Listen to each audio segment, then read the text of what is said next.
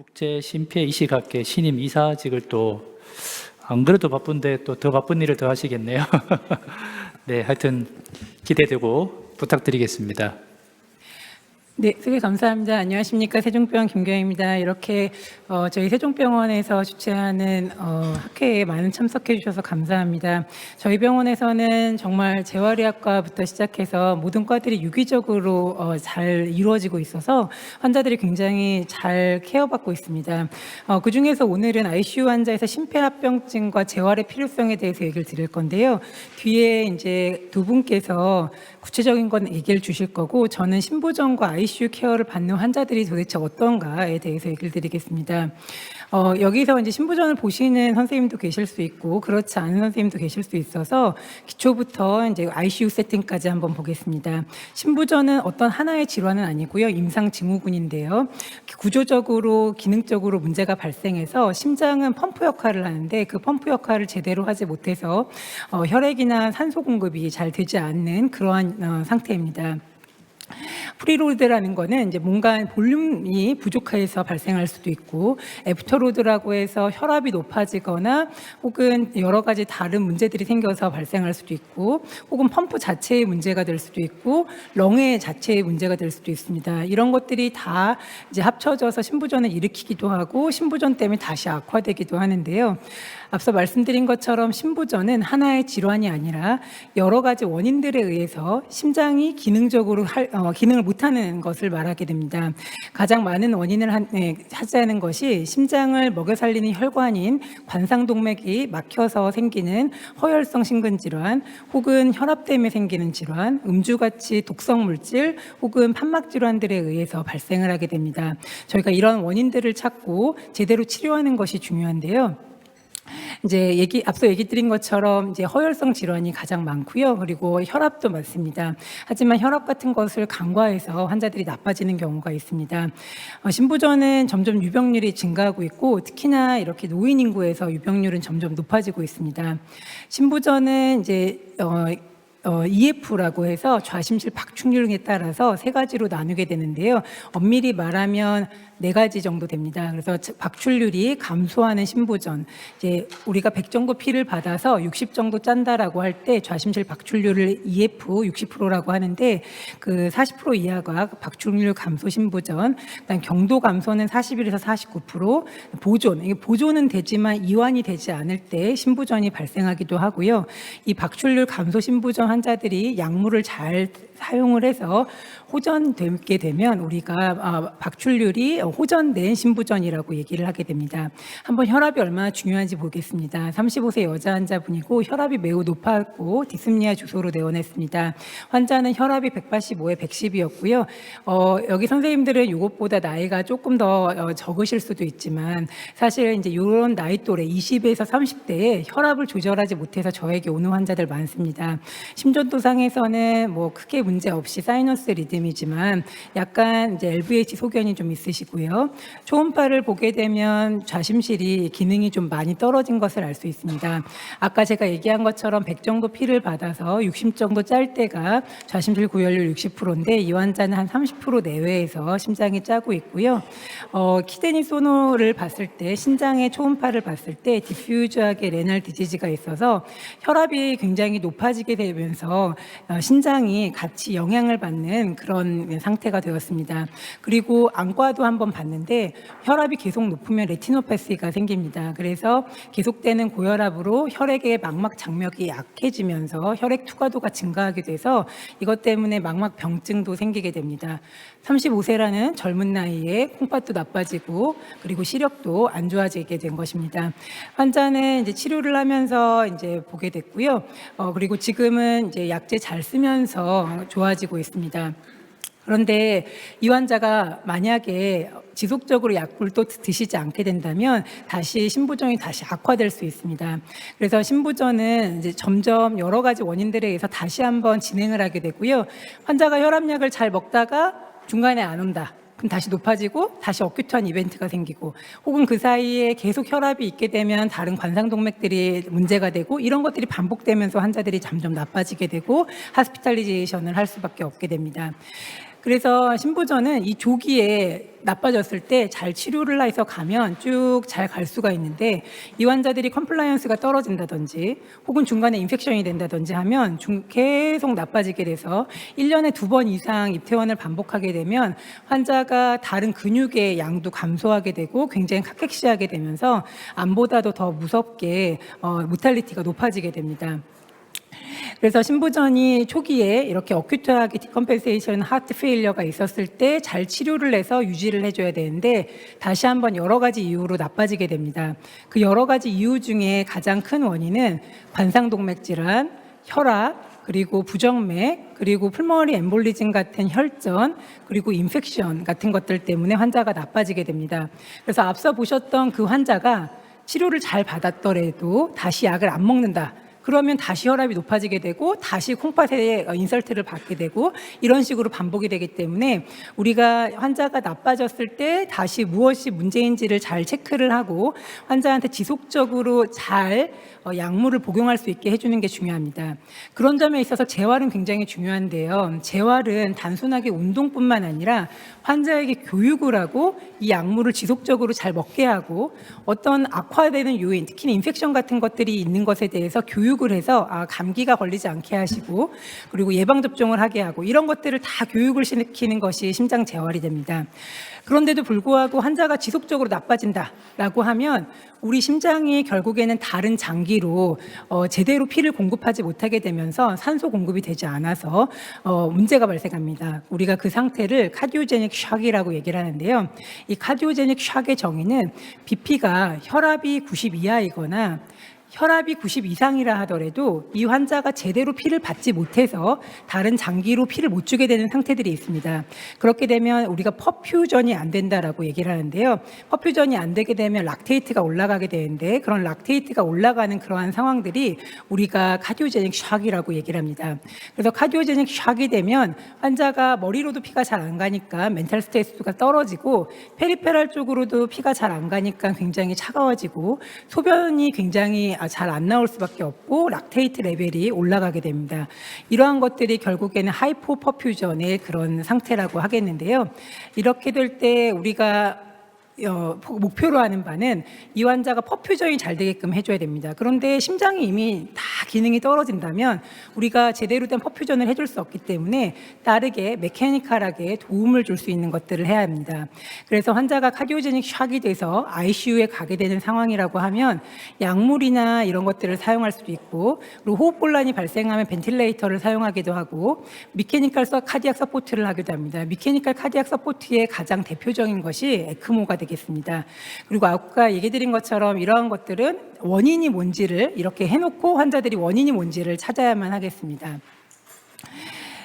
그래서 이제 우리가 보통은 이제 ICU에 환자가 어큐트 하트 페일러로 오게 되면 우선은 산소를 잘 공급해 줘야 되고요. 그래서 필요하면 벤틸레이터 줘야 되고 그리고 이노트로픽스라고 해서 심장을 서포트를 해주고 심장을 아무리 서포트한다 하더라도 그 약물은 채찍질하는 거거든요. 아무리 채찍질을 한다 하더라도 환자가 돌아오지 않을 수 있습니다. 그럴 때는 우리가 미케니컬하게 여기에 이제 심장을 대신하는 다른 역할들을 하는 것들을 고려를 하게 됩니다.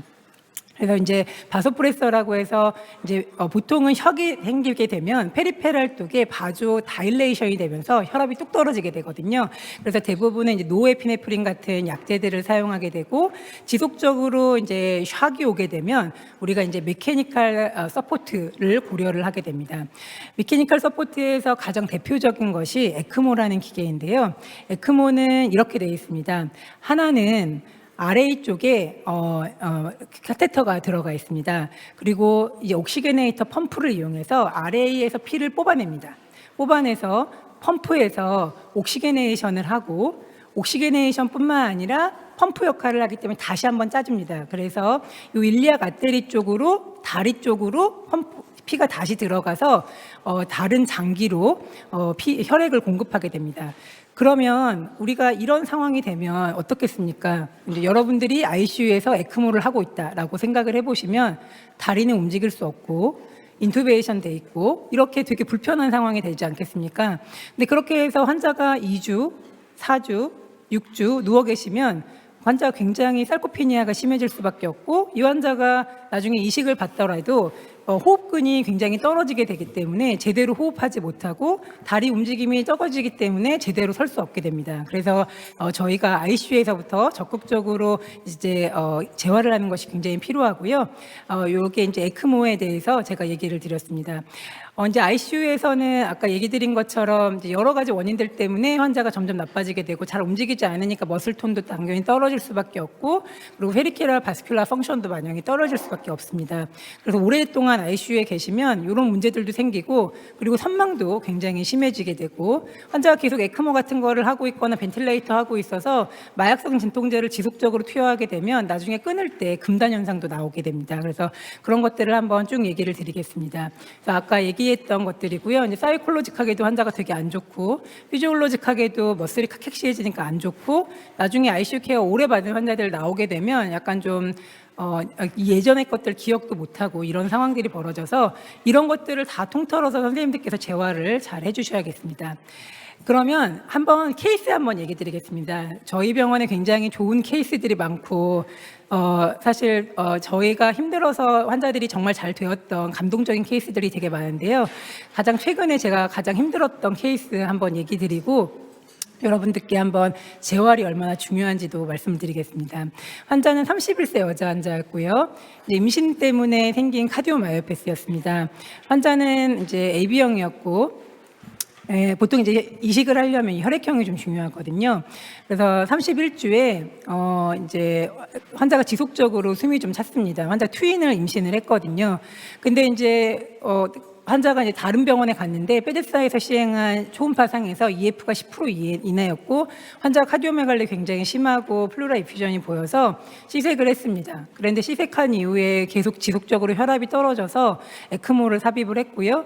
에크모를 삽입을 했지만 풀모너리 이데마가 굉장히 심해져서 아테리얼 septosto미를 했습니다. 아테리얼 septosto미는 뭐냐면 LA 쪽에 있는 피들은, 제가 아까 에크모가 RA에 들어간다 그랬잖아요. LA에 있는 피들은 제대로 빠져나오지 못하니까 LA 바로 앞에 있는 풀모너리 베인에서부터 석션을 해서 풀모너리 이데마를 빼는 겁니다. 그렇게 했는데 환자가 알고 보니까 저희 병원 직원이어서 제가 이제 한 에크모를 넣고 한 일주일 정도 지나서 제가 이제 데려왔는데요. 보시면 이제 여기 2025년 5월 2일 날 환자가 출산을 했는데, 출산하기 1년 전에 엑스레이를 보면 이때도 아마 제가 볼 땐 병이 있었던 것 같습니다. 이제 카디오메갈리가 약간 있지만 증상 없으니까 그냥 두고 있었고, 환자가 시색을 했을 때 이미 카디오메갈리 굉장히 심하고, 하지만 풀모너리 이데마는 데피니트하지 않았고, 근데 환자가 이제 시색을 했습니다. 이 상태에서 시색을 하고 계속 BP가 떨어졌기 때문에 에크모를 넣습니다. 자, 에크모를 넣게 되면 제가 RA에 카테터가 있다고 하지 않았습니까? 그래서 여기 보시면 여기 카테터 하나가 보이는데 이게 지금 RA에 하나가 거치가 돼 있고, 하나는 일리악 쪽에 있기 때문에 다리 쪽에 있습니다. 근데 안타깝게도 5월 1일부터 6일까지가 휴일이어서 환자가 이제 에크모를 하고 매니지를 그렇게 그쪽 병원에서 하고 있었습니다. 보시면 풀모너리 이데마가 점점 진행해서 렁이 완전 화이트아웃이 되고 있습니다. 이런 상태가 돼서 한쪽 렁은 아예 없어져 버렸습니다. 이건 왜 그러냐면 환자가 임신과 출산을 겪으면서 여기는 DIC에 빠지고 한쪽에서는 출혈되고, 그리고 에크모를 넣었다 하더라도 LV 쪽에 있는 피들이 제대로 들어오지 못하게 되면서 계속 패는 풀모너리 이데마가 진행하기 때문에, 보시면 이제 septosto미라고 해서 카테터를 하나 더 넣게 됩니다. 그래서 LA 쪽에 카테터를 하나 더 넣어서 풀모너리 베인에 있는 피들을 직접 뽑아낼 수 있게끔 해놨습니다. 이런 상태에서 환자가 한쪽 렁은 완전 거의 다 풀모너리 이데마 굉장히 심하고 콜랩스된 상태에서 저희가 이송을 했고요. 그래서 이때가 이제 금요일이었는데 이송을 하고 이 폐와 이 심장 상태를 보고 굉장히 좀 갑갑했습니다. 왜냐하면 저희가 심장 이식을 하려고 해도 다른 장기가 제대로 보존이 되지 않는다면 심장만 이식만 해서는 환자가 살지 못하게 됩니다. 근데 이때 당시 이미 폐는 안 좋고, 빌리루빈이라고 해서 간도 이미 안 좋고, CRRT라고 해서 이미 투석도 돌리고 있었습니다. 그래서 이 환자는 인투베이션 했죠, 에크모 있었죠, 그다음에 CRRT 돌리고 있었죠, 그다음에 모든 장기는 다 망가진 그런 상태였으면 제가 굉장히 좀 고민이 많이 들었습니다. 타원에서 이제 브론코스코피라고 해서 이제 기관지 내시경을 했는데 브론코스에 이렇게 피의 혈전이 꼭 막혀 있어서 이제 한쪽 렁을 다 컬랩스 시키고 있었습니다. 이게 왜 그러냐면 아까 얘기한 것처럼 임신과 출산의 과정은 이 DIC가 빠지기 때문에 한쪽에서는 피가 나고 에크모를 돌리면 헤파린을 쓰기 때문에 더 피가 나고 그러면서 또 한쪽에서는 혈전이 생기고 이런 것들이 반복되게 됩니다. 굉장히 어렵습니다. 그래서 초음파를 이제 타원에서 시행했던 건데 이게 이쪽이 좌측인데 거의 심장은 움직이지 않았던 그런 상태였고요. 제가 아까 이젝션 프랙션이라는 걸 얘기 드렸는데 한 거의 10%분 되지 않는 그런 상태였습니다.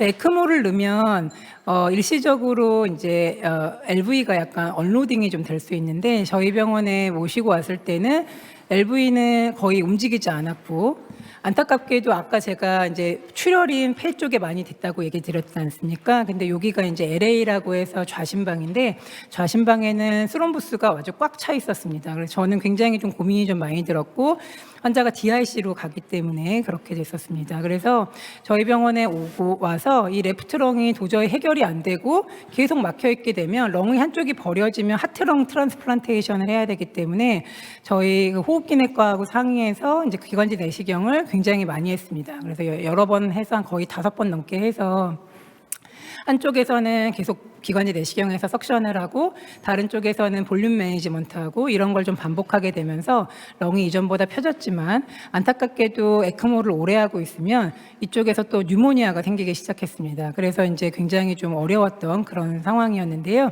저희 병원에서 이렇게 브론코스코피를 한 걸 보시면 렁이 완전히 다 막고 있어서 이 혈전이 굉장히 심하게 있었습니다. 그래서 거의 저희가 이식하기 전에 10번 넘게 브론코스코피 하고 그다음에 인펙션이 됐기 때문에 인펙션에 대한 컨트롤하고 볼륨 매니지먼트하고 CRRT 돌리고 그런 상황에서 환자가 있었고요. 지금 보시면은 저희가 이 브론코스코피 하는 장면인데 안쪽에 넣어서 뭐 이제 이렇게 혈전을 떼는 그런 장면입니다. 그래서 지속적으로 이렇게 혈전이 생겼고 그래서 좀 어려움이 많이 있었지만 그래도 렁이 그래도 많이 펴져서 이 상태에서 이제 환자는 매니지하고 있었고요. 근데 심장은 여전히 안 좋습니다. 이쪽이 지금 LV인데 딱 보시기에도 심장이 이렇게 뛰어야 되는데 전혀 움직임이 없습니다. 움직임은 없고 LA 쪽에는 스롬보스도 있고 한쪽에서는 혈전이 한쪽에서는 출혈이 계속 이게 좀 반복되는 그런 상황이었습니다. 그러면서 이제 조금 녹았는데 이번엔 또 좌심방이 아닌 좌심실 쪽에 여기 보이세요? 이게 혈전이 좀 생겨서 이게 날아가면은 중풍이 옵니다. 그래서 에크모를 하고 있다가 저희가 항상 인펙션에 대해서도 걱정하고 머리 쪽으로 날아갈까 봐도 걱정하고 이런 상태에서 좀 지내고 있었고요. 뭐 안타깝게도 여기저기에서 계속 날아갈 수 있는 혈전들이 계속 이렇게 있으면서 잘 관찰을 하고 있었습니다. 그래서 중간에는 이제 혈전이 한번 떨어져 나갔는데 다행히도 에크모에 떨어져 나가서 에크모 서킷 체인지도 한번 했고요. 그리고 요거는 빌리루빈 상태인데 저희가 이제 에크모라는 걸 하게 되면 아까 제가 얘기한 것처럼 환자가 DIC에 빠지면 한쪽에서는 막 혈전이 한쪽에서는 출혈이 일어나니까 빌리루빈도 막 올라갑니다. 그래서 막 18, 20까지 막 올라가는 그런 상태여서 한마디로 말해서 다장기 부전이 되는 거죠. 그래서 이 다장기 부전을 어떻게 하면 잘 해결될까라고 생각을 하면서 이식을 고민했던 그런 환자였고요. 그래서 보면은 여기는 CRRT 갖고 있고 요 뒤에는 에크모 있고 여기는 에크모 있고 요 뒤에는 벤틸레이터 갖고 있고 이런 상태에서 지금 septostome이라고 해서 관을 하나 더 넣기 때문에 양쪽 다리에는 이렇게 Y자 모양으로 카테터가 있습니다. 그럼 이렇게 되면 어떻게 되겠어요? 저희가 3주 정도 계속 있게 됐는데 환자가 그래도 AB형이어서 좀 일찍 이식을 했지만 다리는 굉장히 살코피니아가 심해지고 호흡근은 점점 떨어질 수밖에 없겠죠. 그래서 여기서부터 어떻게 재활을 할 것인가에 대해서 고민을 해야 됩니다. 그리고 이제 환자가 의식이 깨는 거를 좀 봐야 되기 때문에 중간쯤에 여기는 트라키오스토미를 하고 이제 환자가 어떤지를 봤는데 의식은 분명히 있었습니다. 그러니까 저희가 이제 한쪽에 시컬레는 없었기 때문에 머리는 괜찮을 거라고 생각을 해서 저희가 이식을 하게 되면 이식을 진행하려고 하고 있었습니다. 이거 환자 동의하에 저희가 촬영해서 말씀을 드리고 있습니다. 그래서 이거는 이제 저희가 아프지 않게끔 마약성 진통제를 많이 쓰기 때문에 환자가 약간 덜해 보일 수 있습니다. 그래서 여기 애들도 지금 조수가 하기 때문에 이렇게 ICU에 개 있고, 그리고 저희가 진짜 너무 마음이 좀 많이 아프고 저희 세종병원 직원들이 다 기도해가지고 환자를 열심히 매니지했고요. 다행히 이제 뇌사자가 한 3주 정도 지나서 나타났고, 환자는 이미 멀티오간인데 이식만 해서 다 해결되는 게 아니기 때문에 이식하고 나서 여러 가지 감염이라든지 뭐 이런 상황들을 우리가 다 체크를 해야만 합니다.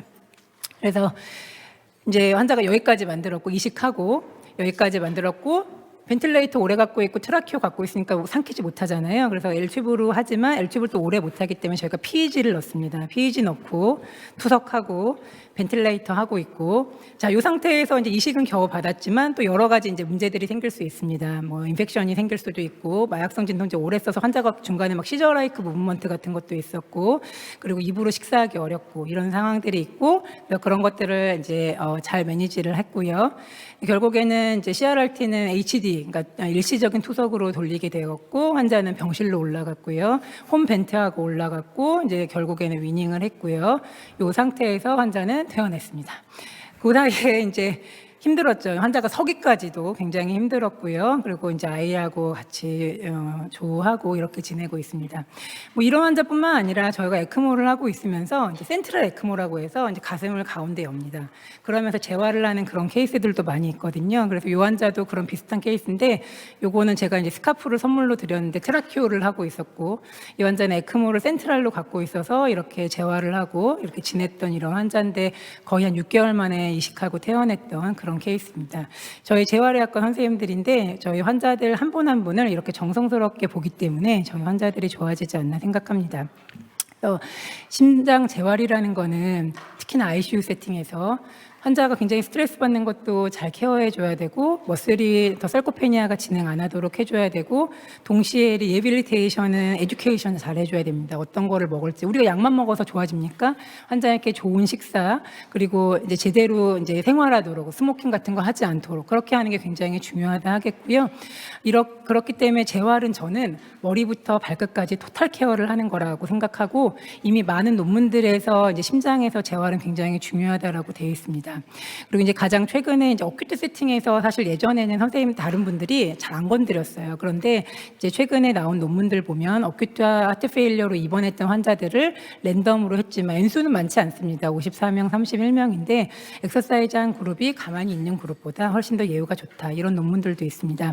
그렇기 때문에 저희가 재활을 하는 입장에서 환자를 단순하게 약만 쓰는 게 아니라, 혹은 기계만 쓰는 게 아니라 머리부터 발끝까지 재활을 잘 해주게 되면 모든 환자들이 좋게 될 수 있지 않나 생각합니다. 저희 이식 환자들과 바드라고 해서, 엘바드라고 해서 LV 쪽에 펌프를 넣는 그런 환자들이 다 함께 이렇게 걷고 그리고 생활도 잘하는 이런 모습들을 보면 저를 늘 감동을 받고, 이 심장 이식이나 중증 신부전은 단순하게 한 사람이 아니라 모든 병원 전체의 사람들이 유기적으로 움직여야 이렇게 좋은 결과를 맺는다는 점을 다시 한번 강조드리고 싶습니다. 경청해 주셔서 감사합니다.